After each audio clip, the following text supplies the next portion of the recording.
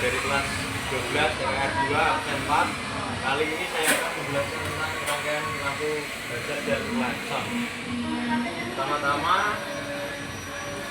plus baterai menuju ke fuse 10 menuju ke saklar, lalu flasher menuju ke flasher B, kaki E menuju ke ground, kaki L menuju ke plus lampu hazard. Negatif lampu hazard menuju ke ground,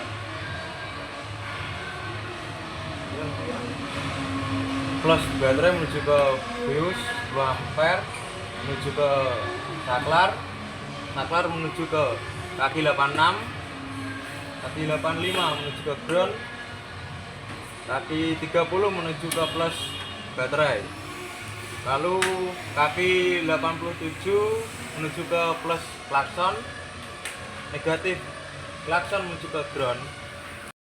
Penjelasan dari saya tentang rangkaian lampu hazard dan klakson. Kalau ada kata-kata yang kurang berkenan, saya mohon maaf. Wassalamualaikum warahmatullahi wabarakatuh.